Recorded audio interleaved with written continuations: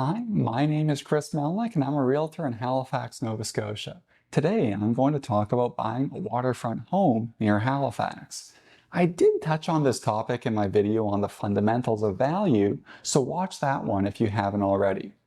Now I'll go more in depth into the topic.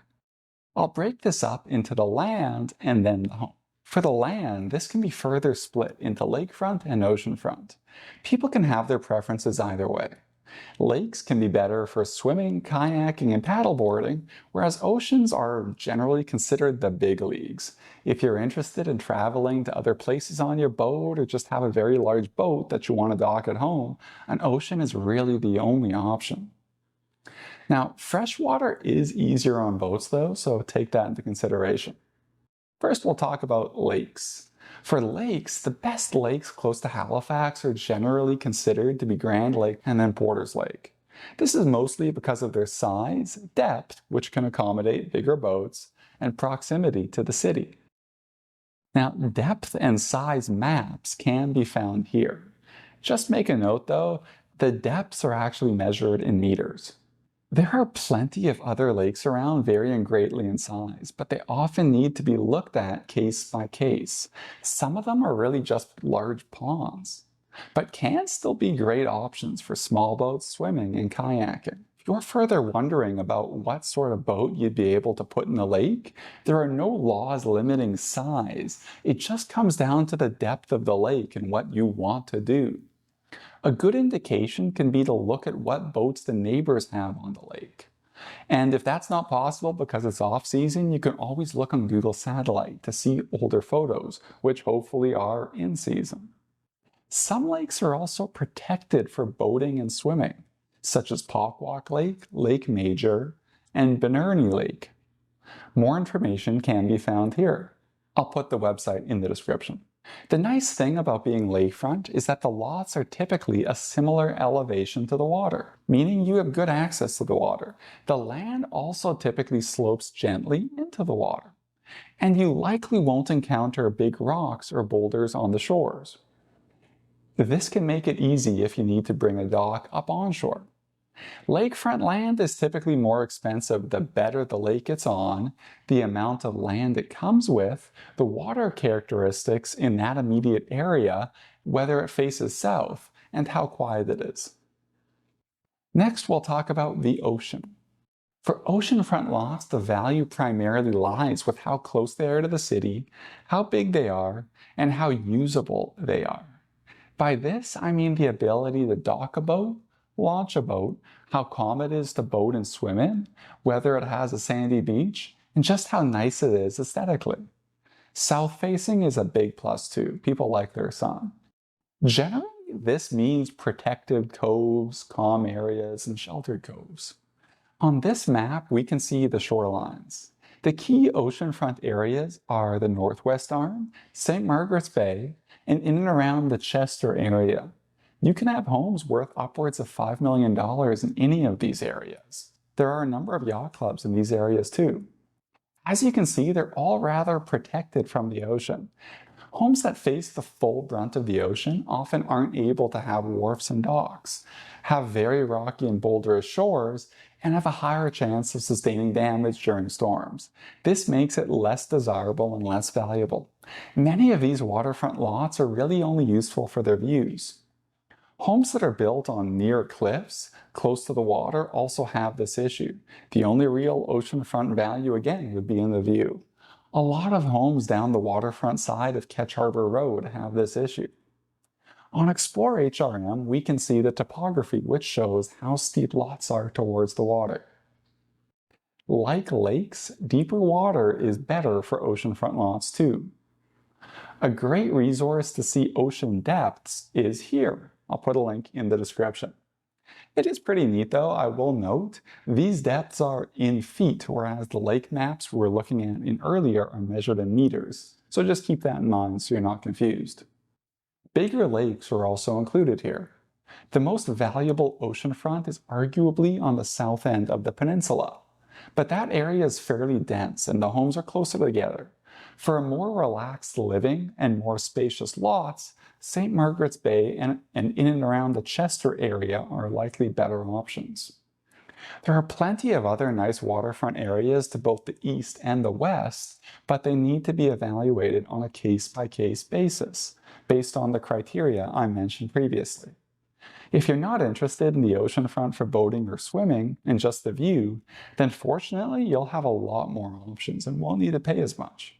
Finally, I'll briefly talk about Confederation lots, also known as private water lots. You'll see these mentioned when talking about Halifax oceanfront. Long story short, starting from Confederation, which was in 1867, the government decided that property owners could only own up to the high water mark, not the actual ocean floor. But because Halifax is so old, many lots were made before this, which did own the ocean floor too. On ExploreHRM, this is what the water lots look like. You can see this is very common in and around Purcell's Cove and then the south end of the peninsula, but it also goes up to the Bedford Basin. Other people can still pass over the water, but you would have the ability to fill in the Confederation lot for more land. This still requires a permit, but many people in Northwest Arm have done this. It's fairly controversial, and there very well could be future regulations to clamp down on these actions, but for now, the ability to infill is seen as very exclusive and desirable. Oftentimes, listings with these waterfront lots will mention it in the second or first sentence of the listing. Next, to wrap things up, we'll talk about wharfs. If a home you're interested in, be it lakefront or oceanfront, doesn't have a wharf and dock, but you'd like one, here's what you need to know. To build a wharf, you must have a permit from the Department of Natural Resources. More information can be found here. Put a link in the description. Some waters are too rough though, and even though you could legally put one in, you just wouldn't want to. You can generally look around at the neighbors to see if they have them. If they do, there's a good chance the area is good for one, and you'll be able to as well. But to be 100% sure, you need to contact the Department of Natural Resources. Next, I'll talk about the home. If you're thinking of buying a waterfront home, my typical advice still applies. Focus on homes built in the 1980s or later. You can watch that video for the details, but it comes down to materials and standards.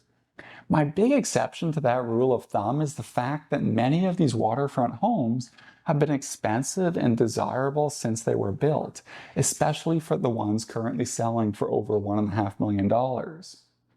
This means that the different owners over the years probably had the money for proper upgrades and repairs.